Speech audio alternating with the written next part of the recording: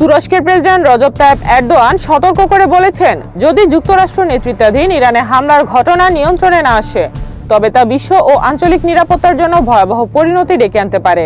তিনি উল্লেখ করেন, তুরস্ক দেশ ও নাগরিকদের রক্ষা করতে সব ব্যবস্থা নিচ্ছে। ইরানের ক্ষেপণাস্ত্র ইসরায়েলের মধ্যাঞ্চলে আঘাত হেনেছে, তবে এতে হতাহতের কোনো ঘটনা ঘটেনি।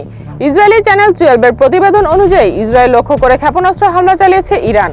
ক্ষেপণাস্ত্রের একাংশ ইসরায়েলের মধ্যাঞ্চলীয় শহর পেতাহ তিকভায় আঘাত হেনেছে।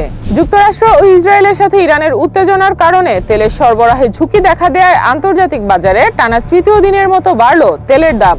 মঙ্গলবার এক প্রতিবেদনে কাতার ভিত্তিক সংবাদ মাধ্যম আল জাজিরা এ তথ্য জানিয়েছে। ওমানের একটি বন্দরে ড্রোন হামলায় একটি জ্বালানি ট্যাঙ্ক ক্ষতিগ্রস্ত হয়েছে। মঙ্গলবার দেশটির রাষ্ট্রীয় গণমাধ্যম এ তথ্য জানিয়েছে।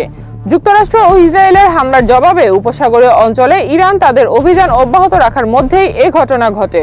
ইন্দোনেশিয়ার উত্তর সুমাত্রা প্রদেশের পশ্চিম উপকূলে 6.1 মাত্রার একটি শক্তিশালী ভূমিকম্প আঘাত হেনেছে। German research centre for geosciences জানিয়েছে, মঙ্গলবার গ্রিনিচ মান সময় 4:56 এই কম্পন অনুভূত হয়। ইরানের বিরুদ্ধে যুদ্ধে ইসরায়েল ও যুক্তরাষ্ট্রের সাথে যোগ না দিতে ইউরোপীয় দেশগুলোকে কড়া সতর্কবার্তা দিয়েছে তেহরান। দেশটির পররাষ্ট্র মন্ত্রণালয়ের মুখপাত্র ইউরোপীয় দেশগুলোকে ইরানের বিরুদ্ধে মার্কিন ইসরায়েলের অভিযানে অংশ না নিতে সতর্ক করে বলেছে, এটি যুদ্ধে শামিল হবে। যুক্তরাষ্ট্রের ভিসার আবেদনকারীদের সাক্ষাৎকার বাতিল করেছে ইসলামাবাদ মার্কিন দূতাবাস। দেশটির নিরাপত্তা পরিস্থিতি বিবেচনা করে ভিসা বাতিলের এই ঘোষণা দেওয়া হয়েছে। এই নির্দেশনা লাহোর ও করাচিতে অবস্থিত কনসুলেটগুলোতেও প্রযোজ্য হবে বলে জানিয়েছে মার্কিন দূতাবাস। কাতার সরকার 1 মাসের জন্য সব ধরনের এন্ট্রি ভিসার মেয়াদ বাড়ানোর সিদ্ধান্ত নিয়েছে। কাতারের স্বরাষ্ট্র মন্ত্রণালয় এক বিজ্ঞপ্তিতে জানিয়েছে, ভিসার মেয়াদ পরিস্থিতি অনুযায়ী আরও বাড়ানো যেতে পারে। এই সিদ্ধান্ত 28 ফেব্রুয়ারি থেকে কার্যকর হয়েছে। যুক্তরাষ্ট্রের পররাষ্ট্র দফতর তাদের নাগরিকদের 14টি দেশ অবিলম্বে ছেড়ে যাওয়ার জন্য সতর্ক করেছে।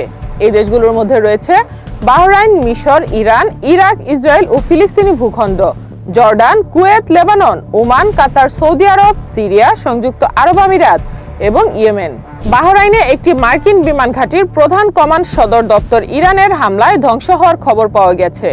ইরানের রেভলিউশনারি গার্ড কোরের ঘনিষ্ঠ ফার্স সংবাদ সংস্থার প্রকাশিত ভিডিওতে একের পর এক রকেট বিস্ফোরণের দৃশ্য দেখা গেছে।